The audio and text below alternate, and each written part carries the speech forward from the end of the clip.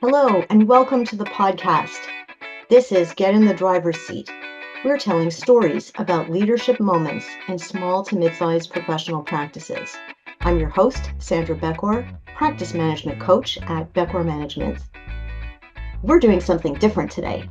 I have two guests, and I'm excited to introduce Marc W. Halpert and Andy Brownstein.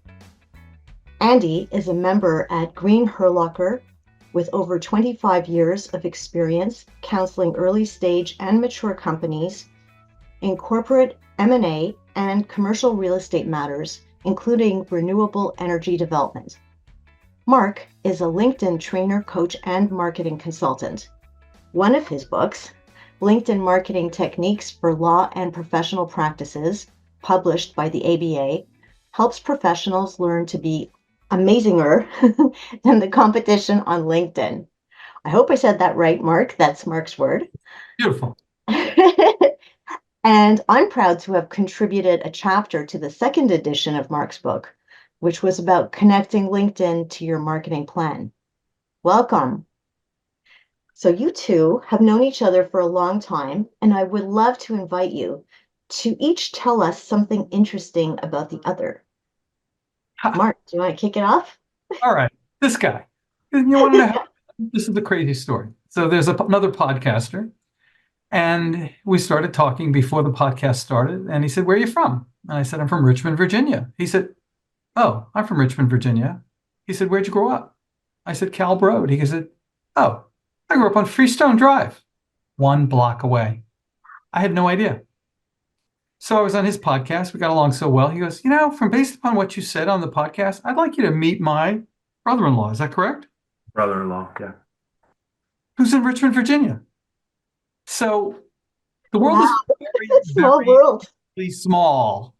Yeah, let's be clear. I'm still in Richmond, Virginia, but Marc is in Connecticut. Yeah, I left Connecticut. I left My Virginia. brother-in-law is in Florida.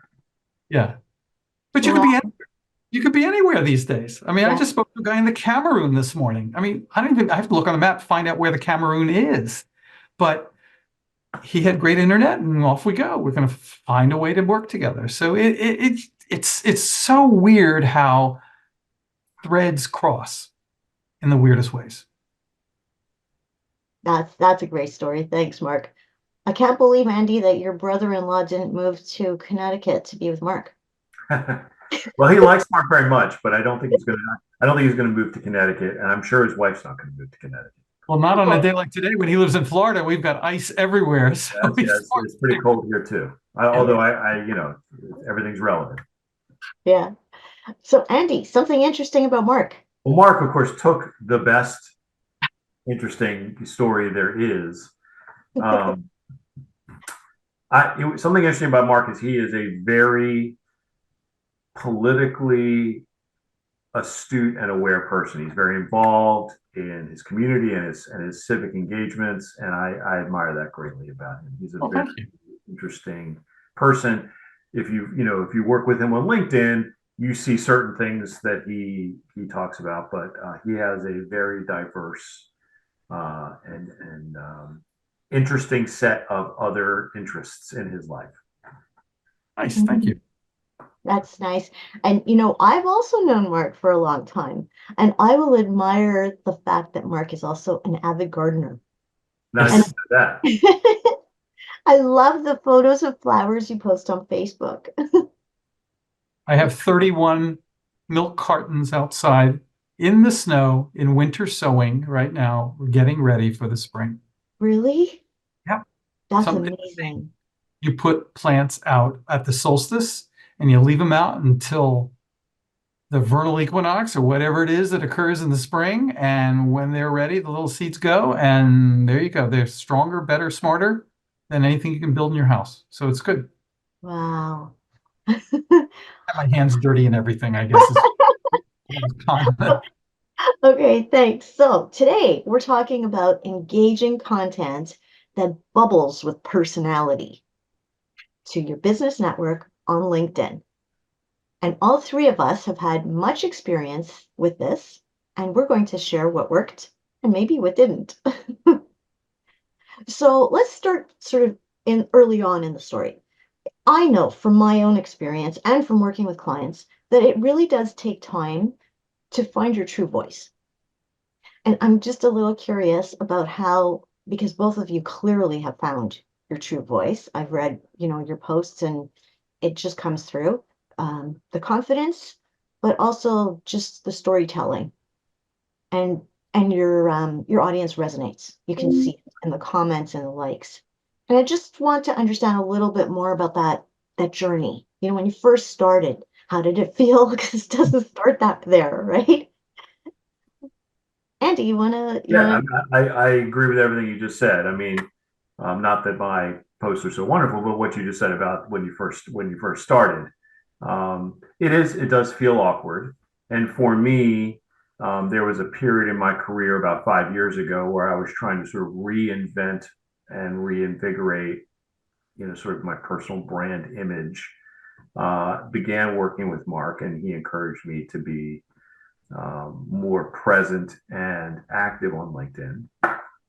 I didn't view LinkedIn as the kind of platform that Mark sort of explained it to me, as I looked at it more of a traditional kind of people post news and people post announcements and so forth. But as I dug in deeper and learned a little bit more about how others used LinkedIn and how Mark would encourage you to use LinkedIn, I did begin to experiment with telling more stories, saying more hopefully insightful things. And I don't mean insightful in the sense of being a lawyer, saying things about the law specifically, though I do that plenty, but saying more insightful things about yourself in a way that is a mechanism for expressing and using these kinds of platforms and this specific platform to help people, have as much of a personal relationship with you as they can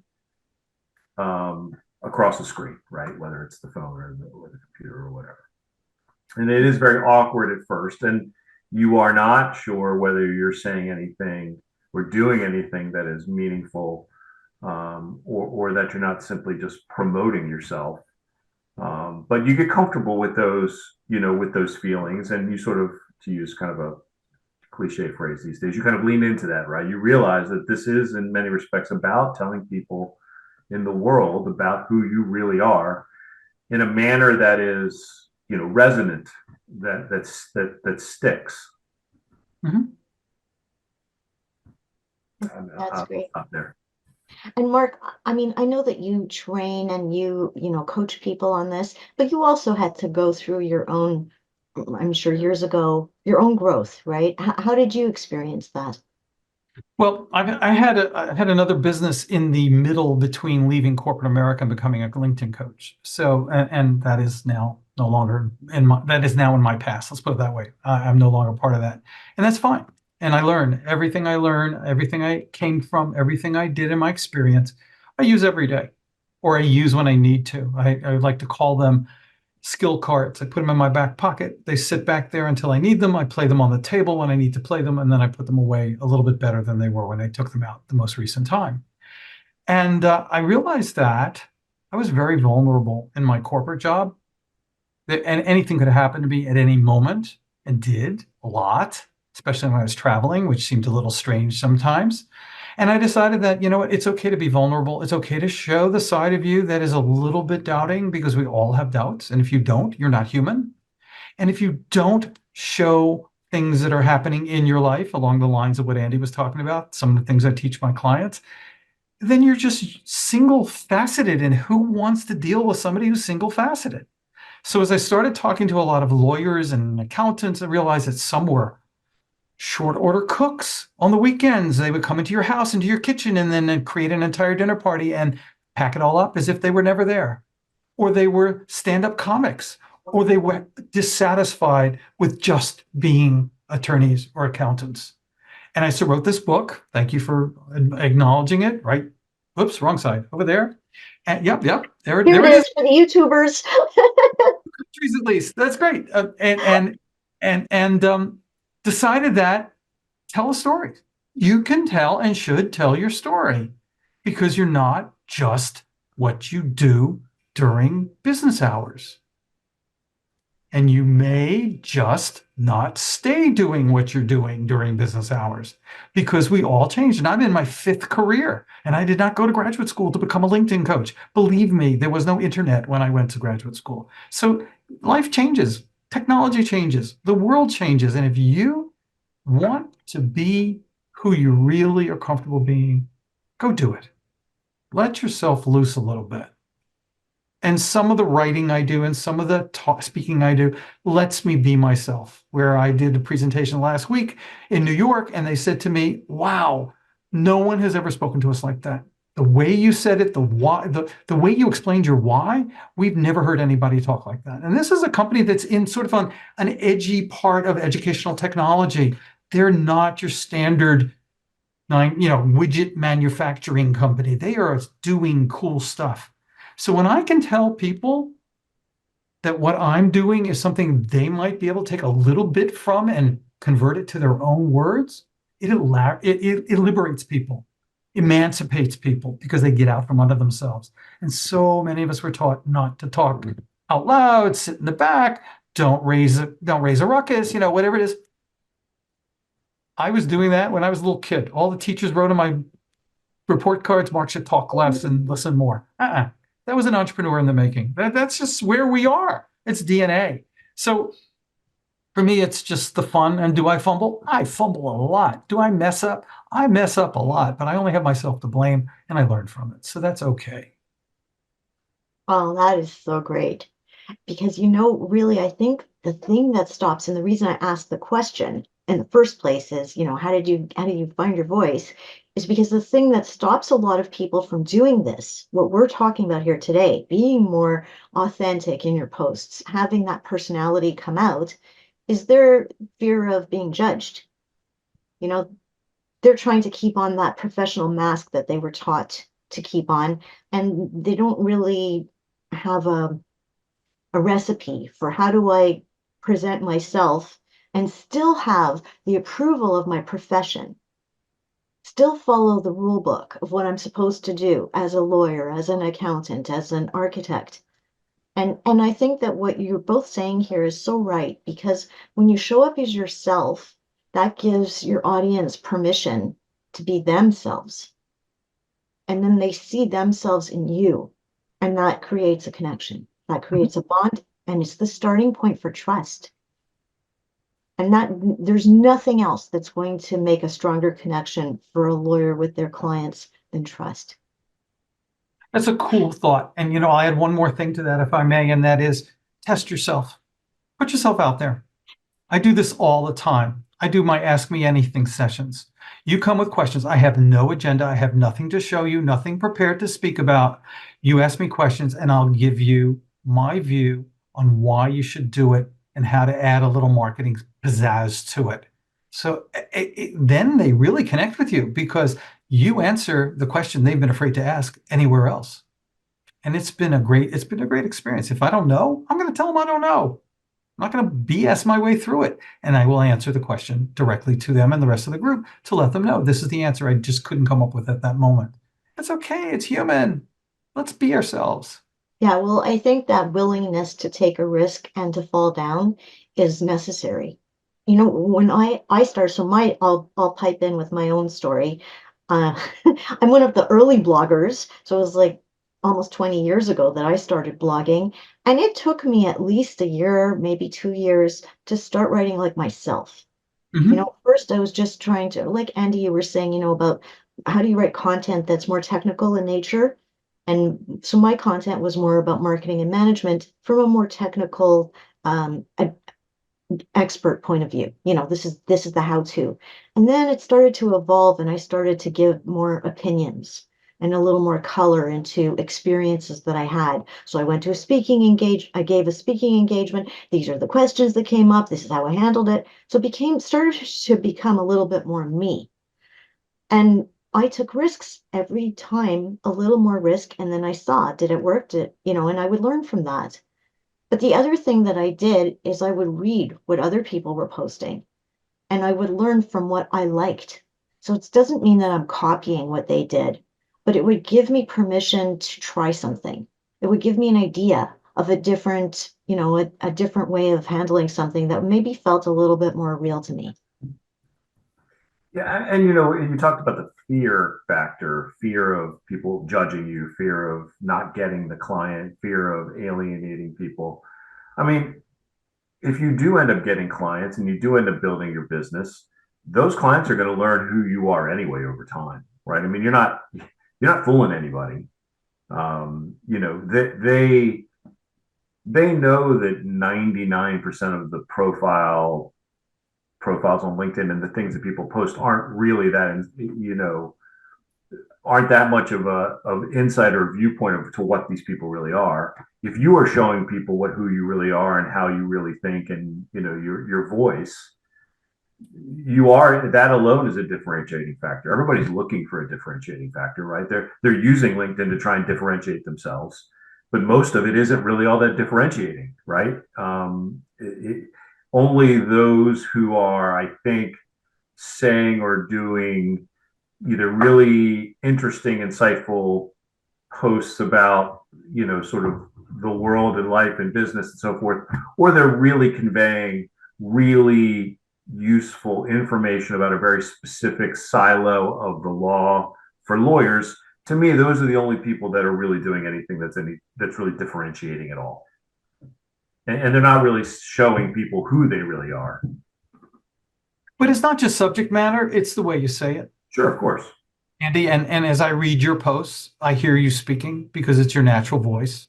You've embraced that natural voice. Absolutely. I was only suggesting there are other people who don't do that, but are so incredibly expert at the thing that they do, that one specific silo of the law that they might practice, that they are viewed as that thought leader. When they say something about their subject matter, people really, listen to it because they're viewed as that subject matter expert. And if you're not really that person, and not many people even in the law really are.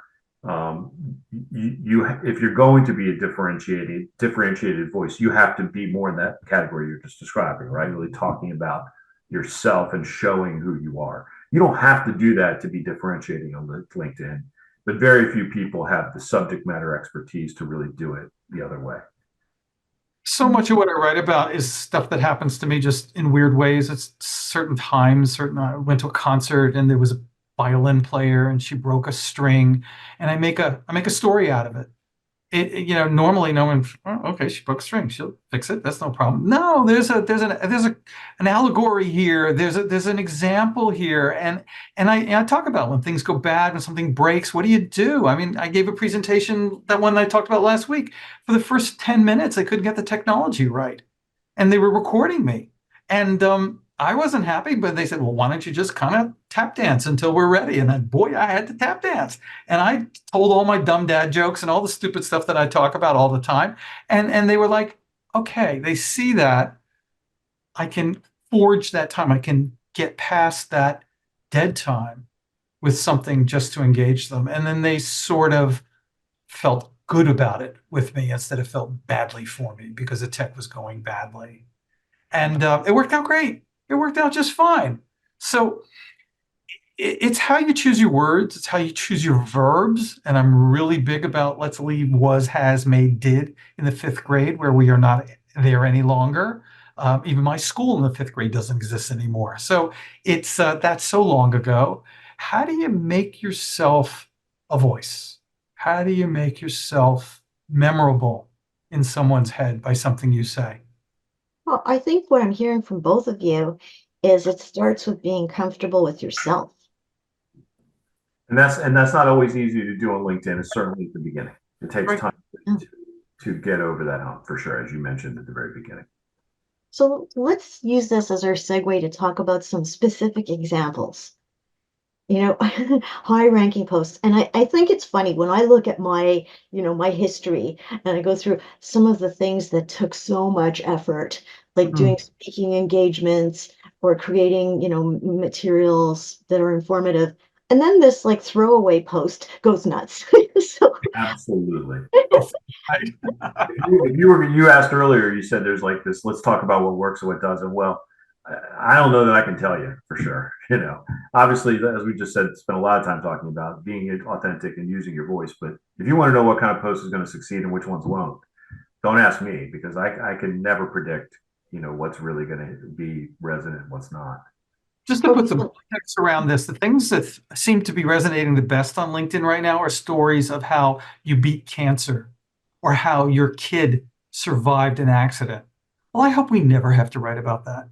So there's got to be more that people want to tie themselves into than those horror stories about how you persevered. But it's the oldest story in the world. People have been telling stories since the beginning of time about somebody who had a problem, someone rose up against the problem, somebody beat the problem, somebody did well after the problem. That's the oldest storyline archetype in the whole civilization. Right. And so that's a good formula. So, rather than trying to predict what's next, because we don't really know, but we can learn a lot from our own histories, the three of us. And even if we just look at the past year, what was the best post or what were the best three posts and why? Why did those resonate? Doesn't matter if they're not the best posts on LinkedIn, they were the best for us. Why did that resonate with our networks? Mark, have you done this exercise of looking back at your posts to see which of them did better? Yeah, I just did that. I did a blog post about which of my blog posts in 2023 did best and what Oh, good. but the numbers don't matter. It's the quality you get back from it. So let me tell you a story, okay? And this is not in the past year. This is several years ago. There was a wonderful YouTube of the Japanese boys soccer team playing the German boys soccer team in a World Cup of boys that age.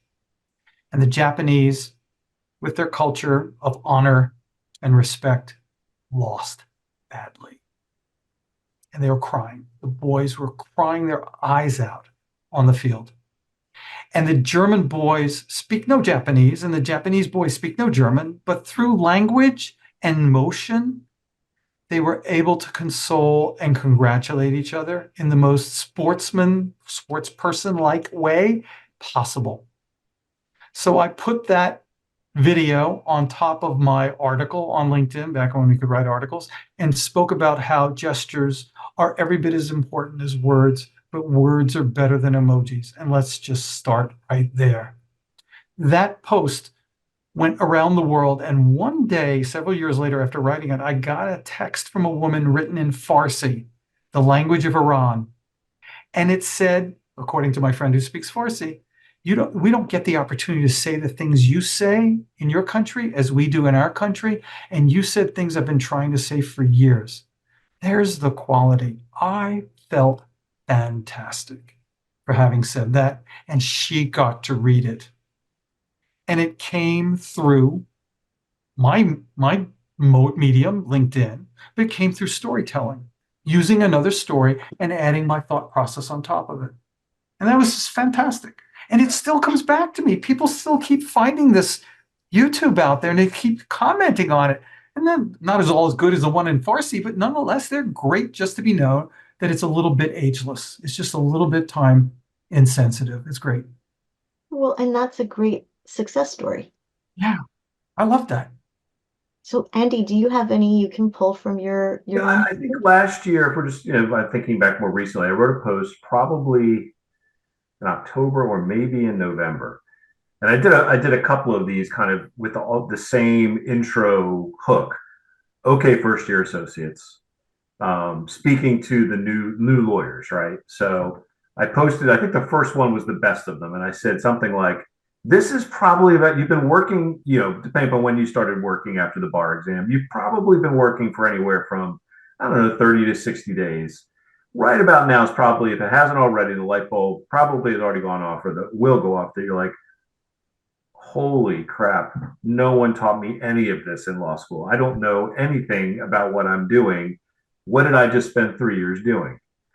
And I went on to say, look, what you don't realize yet, and we'll soon come to find out, is that you learned lots of things that are helping you. You just don't realize those skills that you did develop. It's not that anybody did, just forget about the fact that no one taught you about X, Y, or Z actual practice of, whatever it is you do, litigation, regulatory, corporate, employment, whatever. But what you did learn is how to think through problems, how to identify issues, how to research, how to be vigilant and be disciplined and put a lot of hours in without losing your focus. And how to deal with the lack of feedback that you may not be getting. Those are the things that you learned in law school, and those are the things that you're going to apply for the rest of your life. The rest of it will all come in time. The practical knowledge of the specific areas that you're going to have to work in. And I mean, I thought it was a good post when I wrote it. I meant it, and I think it has the extra added benefit of being true. But I did not expect for it to be as resonant or as to use that word again, or viral or whatever. But it was 5 times as popular as the most popular post I'd ever written. I got a lot of comments. It wasn't the kind of thing where better than Bucky's and better than the Stapler story. Stapler's probably the next best. But there was a trick to the Stapler story, which we can talk about later. But this was just a flat out, you're going to be okay. Don't worry about it. Here's what you really are, dealing with at the moment. And I think it's the kind of thing that people don't really talk about and, should be said. And so a lot of people like that. I'm sure they were grateful, like honestly grateful for your post.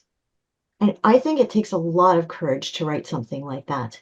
Yeah. Well, it's certainly easier when you're 30 years in to say that to somebody who's been practicing for 60 days, because I do have the benefit of having learned that lesson and many others the hard way. And,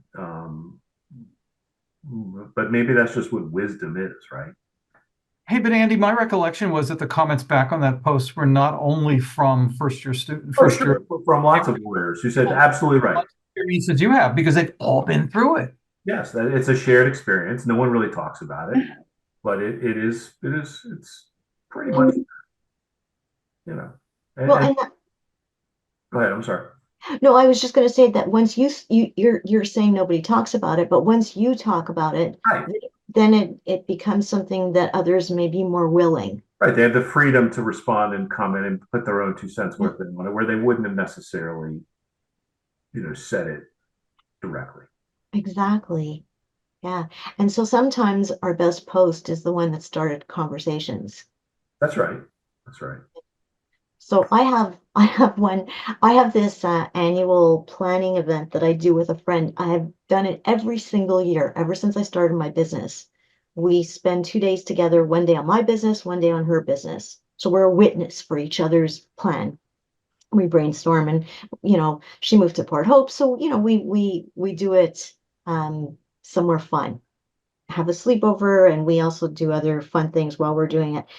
So I'm at the train station on my way back. I'm like, well, I think I'll post about this on LinkedIn. So I take a picture of myself, a selfie at the train station with my giant hood, my COVID days. I've got the mask right below my chin, the hat. You can't even barely see me with the glasses and everything. I'm like, that's okay. I'll still post it. We'll see. And it's one of my best posts, seriously, because I'm sharing about this planning process and what it means to me and the longevity of this tradition. And people are commenting and liking, and it just keeps going. And that one turned into conversations offline. So people will call me and say, "Couldn't you please tell me more about this planning process?" I mean, that's conversation starter. Oh, it's great. It's great. Yeah. Okay, so sometimes we throw things out there and they don't work so well. Do you, either of you, have anything that surprised you that was like, well, why didn't people respond to that? You mean I wrote a piece. Go ahead. I'm sorry. Are you talking about things that you thought were going to be great but turned out not to be? Is that what you're asking? Like, how come nobody responded to that? Yeah. Well, I got plenty of those. I just can't remember any of them because I put them out of my mind. I'm not sure there's any rhyme or reason to it. For me, frankly, I can't tell you why something failed. Mark, I mean, maybe failed is the wrong word. I still said something I thought was relevant and important, maybe not super important, but whatever. So something I thought was worth saying, and so I said it. So bring it back, Andy, because your writing's all high quality. Bring it back and start the new post with, in case you missed it, I posted this last month. I have tried that. I have tried that. And in some cases, it has succeeded a little better the second time. But I can't put any thread through them. You know what I mean? I can't tie them all together and say, well, here's a theme as to things that don't work, and I'm not going to do that anymore. I can't honestly give you a good answer about that. Tastes change, mentalities change, the environment changes. I mean, we're in such a pace of change right now. It's ridiculous. Now with AI and everything else. I mean, some of the stuff I wrote is out there on AI, and it comes back to me in the weirdest ways. So but I wrote a piece not too long ago, probably about a year ago. I called it F the Algorithm. And I got pissed. I got mad. I got mad at LinkedIn, and I just decided we are feeding this gigantic beast everything we can throw into its mouth to hope that it will smile at us, and it doesn't. So why are we killing ourselves for this? And I have clients who say to me, oh, I did everything you said last month, and then I did it again this month. I thought, well, the algorithm changed. I can't tell you it's going to always be the same. So I decided to write this thing, and it fell so flat. It was like I screamed into the abyss, and nothing came back. It does make you wonder that if LinkedIn's smart enough to know that they don't help you with posts that are about the algorithm. Makes you wonder. Yeah, I'm wondering, was it filtered? It wasn't filtered. People said they saw it. People said they didn't know what to respond about. Really? So what I realized was that I was talking about something that is so endemic to what I do on a regular basis and what other LinkedIn coaches and I talk about, that the average person on the street had no idea that this thing was such a monster. So I thought it was important. Yeah. Nothing went nowhere. And I didn't even bother to do it in case you missed it, because no one missed it. So no one needed they missed it, and just move on and just keep going. I got it out of my system and I'm okay now. So that's very interesting. So it's almost like you were speaking to your fellow consultants more than to your network.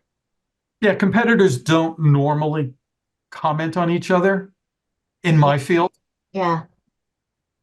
But that's almost more the audience for that post. Right. Yeah, that's a very good learning. Aware of what the algorithm mess is.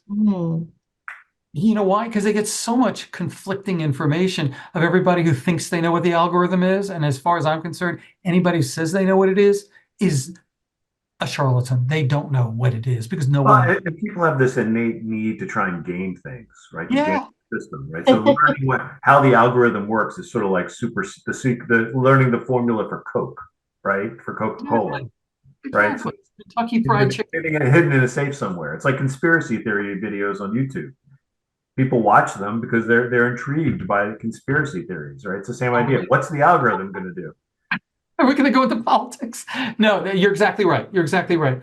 People spend hours and days and thousands of dollars studying it, formulating what the magic sauce is, and selling it to people who pay thousands of dollars to learn it, only to find out that by the time they bought it, it's not the same anymore. It's changed.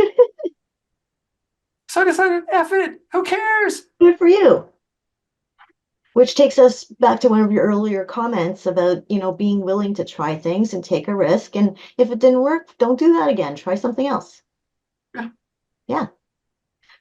So that takes us nicely into my next question, which is to understand a little bit about your process, both of you, your process for coming up with your content. Because like some people are a little more structured, they like to plan their content in advance. Some people will just put everything together for a month or for a year, and others don't have enough content. They just don't know how do you find the time for this? They don't know how to do it. So can you both talk a little bit about your own process? Well, I'll be quick because I think Mark will probably have much more to say about this than me. I will say two things. One, I started out with a goal for a period of time anyway of trying to post every day, because I saw people doing that, and Mark does that essentially maybe more than once a day, but certainly once a day. And others that I know, our marketing manager at the firm is very prolific and posts every day. So I thought I'd do that. And I did it for a long time. But I came to find that it was overwhelming, and I came to find that I was not posting content I was happy with because I was forcing it. So what I have really come to do is when I see or feel or hear something that I feel is important to say, I post. And if I don't, I don't. Now it's like a muscle, like anything else, almost like people talk about meditation being a muscle. You have to train yourself if you're not going to post every single day. Although I think the same skill I'm about to describe would be applicable to somebody who wanted to post every day. You have to train yourself to be observant in your own mind and your own experience. Say, something just happened. I just read something, saw something, talked to somebody, whatever. You have to be able to force yourself to think that would make an interesting post. And then you have to have some kind of real process for writing it down. For a long time, I was using just like voice notes on the phone, or I would type myself a quick email with like a 5-word thing, just to remind me of what it was. And that, to be fair, that's like the whole thing for me. That's all I do. That's exactly what you should be doing. Yeah. Only when you have something important to say. Don't feel like there's a certain magic formula that you have to say something twice a day, once a week, whatever it is. But be out there at least once a week. So people with our short attention spans right now remember us. Oh yeah, he said that, or she said that last week, or she said something else last week. So that when somebody says, I'm looking for somebody who, you pop into their mind because you're up your recent memory. All right. But what you said is really great. And what they feel, what they know. There's a professor at Columbia University Business School, who taught me 4 things that make a really great post. In any of these 4, or as many of these 4 as you want. What do you know that you want other people to know? What do you feel that you want other people to feel? What do you believe that you want other people to believe? And what are you doing that you want other people to do as well? And if you can parlay any of that 1, 2, 3, or 4 of those into a post, you got them at the edge of their seats. And so I go down to my office at 6 o'clock on Saturday morning. This is my time to write the next coming week's blog posts. And I knock out 5 blog posts because I blog. If you don't know me, I blog every single business morning. And I now have over 2,500 blog posts under my belt. And I'm pretty damn proud of that. Are they beautiful? Is everyone a magnificent classic? Absolutely not. And I do pen them or trash them when they're not as good and another one comes up. But I look at the world in my little viewpoint of, there's a story here that I can relate to what I do to make everybody realize this is a natural part of life. And let's make it part of our lives, our business lives, even our personal lives. So for me, getting the inspiration to write is easy. Of course, like everything else, the more you write, the easier it gets. It's a skill that you have to develop. Absolutely. And Seth Godin said, if it's a skill and you want to practice it, it's yours forever. But you got to practice it. So I don't like to quote people. I don't like to necessarily harangue at people or pontificate at people. But I do say, if this is something that can help you, then I've done my job. Let me add 2 quick other thoughts. They're kind of the same thing. One thing I would say is and I tell my kids this, so I have to remember to do it myself, that writing, and I'm sure Mark feels this way and does this, writing is rewriting. The post you wrote is probably not that good. Right. It's the post you rewrote that's better and probably good enough. And this is the corollary to that is the post button is not your friend. Don't hit the post button until you're ready. Like, you think it's good, it's probably not that good. Go get a cup of coffee, go do something else for a while, come back to it, and then you will realize it really wasn't that good. You could do better. Yeah, the algo post that I wrote, I probably should have slept on it and come back to it the next morning. I probably would have said, you dummy, you can't post that. Well, you could have posted it. Maybe it would have just been written differently if you put time in between. That's all. Right, just like email, right? Email, the send button is not your friend. Man. How many times you wish you never sent that email, right? The send button is not your friend. Well, it reminds me of one of my own theories, which is, permission to just write something that isn't the finished thing yet. Just treat it as a bad draft. It's Right. okay to write a bad draft. And it Because, probably is a bad draft. That's the yeah, once you write a bad draft, you're going to actually have ideas for the good draft. But if you're scared of having a bad result, then you won't write anything. That's right. Just right. I mean, you've heard these stories, right? About a great story about Jerry Seinfeld, who had a calendar in his wherever it was he did his joke writing. Right. His goal was don't break the chain. Just write something every day. Doesn't Wow, matter I what it didn't is. know Just that. write every day. Thank you. And make sure you put he just never wanted to look at that calendar and not have the X in the box that he wrote something. He said, 80% of it was garbage, and I don't know if that's true or not, but he had to keep going back and forth. And I'm sure he continued to write it and so forth. Mhm. WordPress has this new function now where it evaluates your writing and sort of gives you a educational grade as to, how good is it. And That's they good. do it with red, yellow, and green lights. I will tell you that I think some of the best pieces I've written have gotten red lights telling me, don't publish that, you dummy. But it's because I'm saying it in my own way. So I'm not trying to force myself into some artificial grade system. I will not use AI to write my material. That is a promise to everybody, so long as I am live and writing, because I have seen what is done to other people's writing, and it is substandard. It's not human. It's not personal. Well, right, that's the difference, the human part. And so, when I asked this question about what is your process for coming up with content, so what we've been talking about so far is your own original content, but I really believe that part of your content is when you respond to other people's content. And Yes. I know, Mark, you're amazing at this. And I make an effort, and I do suggest this to clients as well, to make an effort to read what other people post. It's called social media. It's the first word, social.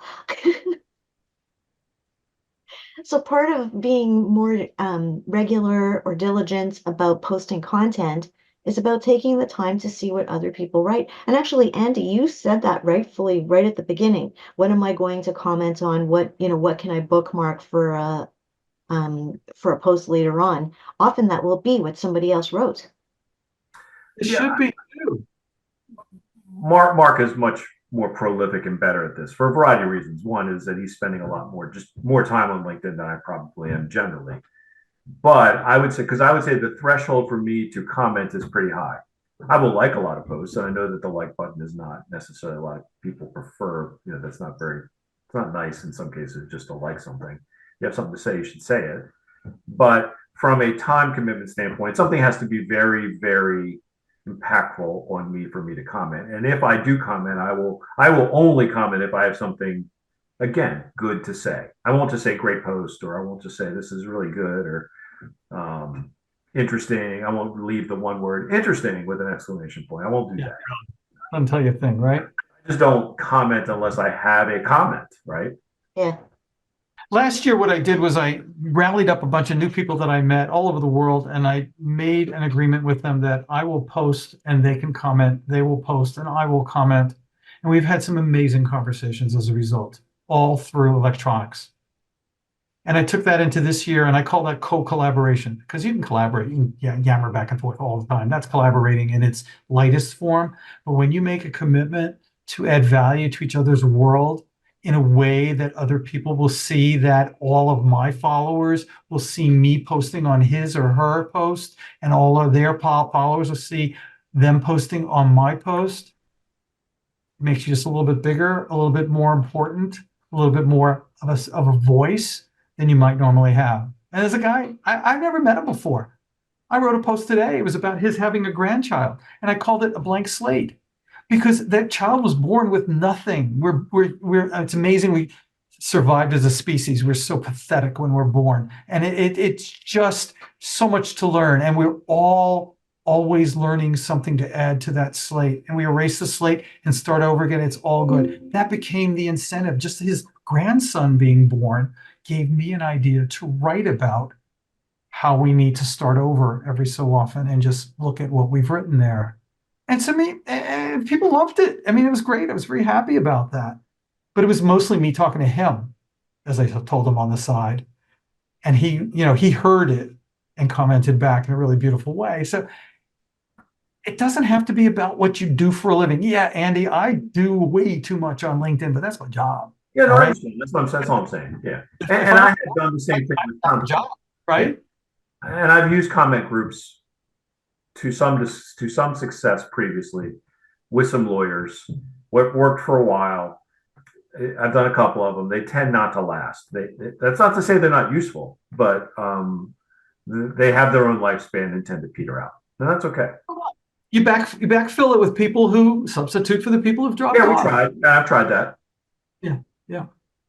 And it's been a great situation for me last year and this year, so far this year, because it's been more of me giving of myself to them in a way that I think will value their or give value to their comment, and other people will see, hey, this guy's really right. Hey, there's some pretty good stuff here. I agree. I like to post comments sometimes for somebody to feel good about what they wrote and to give them a broader reach.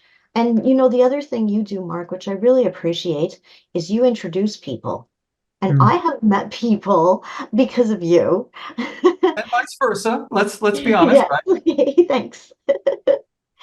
Through LinkedIn comments, literally like a comment on a post, hey, you need to meet so and so. And then it actually turns into like real conversations that follow up, sometimes friendships, right? It's really great. I love it. I mean, this is what I exist for. The ability to meet amazing people doing amazing things to make themselves, as I always say, amazinger than the competition. And to me, I've seen people who've gotten awards for stuff that they've done, or gotten business that they said one word that hit the client, the prospective client, right between the eyes, and that's it. You're on. I've got it. And then come back to me and say, I just want a piece of business because you told me to use this hashtag. It's like, okay, cool. I love it. That makes me feel good. Yeah, it But should. what doesn't make me feel good is when people use clapping hands and little thumbs up, because whoever you're sending that to, I'm sorry, Andy, if I'm talking to No, people that don't agree with me, but nonetheless, if you don't have time, I get it. But giving them the thumbs up doesn't tell them what they said that resonated with you. I agree with that. I'm not arguing that that's not anywhere near as good as that. I think it is valuable if someone says something and you just don't have or are inclined to, have a meaningful comment. If someone's celebrating an event or something good that happened to them and you want to, like or clap hands for that, as opposed to commenting on a more insightful and deeper post, I do it. I do it. You keep doing it, and you keep, so we can congratulate you on the I things agree. that I'm just saying, like, if someone says, "Hey, we closed a big deal," I might give you the clapped hands. I got nothing to say. There's no comment to make, but I don't want to ignore it because and I presume it helps, their post and the viewing of it and the reach of it. So I feel like it can't hurt. I'd rather do that than say nothing. I yeah. agree, Andy. I do the same thing because the truth is you we have big networks at this stage, and I can't comment on everybody's stuff. Right. And I guess that's what I'm saying. All right. I I want to say my comments where I can say something meaningful. yeah, and I also don't want to flood the people who are following me. I don't want to flood them with content that's just all over the place and doesn't have anything to do with them. So I pick my spots. Can I ask a question, actually? Do you guys use the repost? Do you find that to be useful, or would you rather just comment? Like Very, someone says that, like there's this thing that says like Yeah, you can yeah, repost, which is just yeah. even if you don't comment, it just says bring this post to your yeah. network. But you can It's repost with a comment, You you can. can, I'm just asking whether you do the opposite. Sometimes just repost it because this was good. I got nothing to say about it, but I want other people to see it. yeah, very sparingly. I normally like to give what I really liked about this from my viewpoint was, or where this resonated with me was, because Okay. sometimes it's a little bit different of an angle than what the Right. Let me other. give you an example, like the law, like a law example. And I know we may be running short on time, but I'll quickly say this. So someone posts something really interesting and important about a specific thing that happened in the law. Some new regulation got passed. I have nothing to add to the conversation, right? This person has done a great job of explaining it. I don't have time to write them a comment that just says, you did a really good job of explaining this. I want other people to see this because it's important. So I'll just repost it. You know what you could do? You could repost it and invoke a name or a company name to Sure.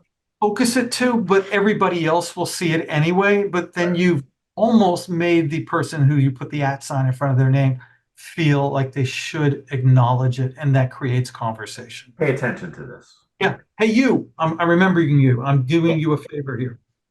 Right. I hear that. That's a Okay. great tip. Great tip. Coach will sit back. And a great question. Thanks, Andy. Yeah. Plus, Okay, we are like out of time. What a dynamic conversation. Thank you so much, Mark and Andy, for your time and for your insights.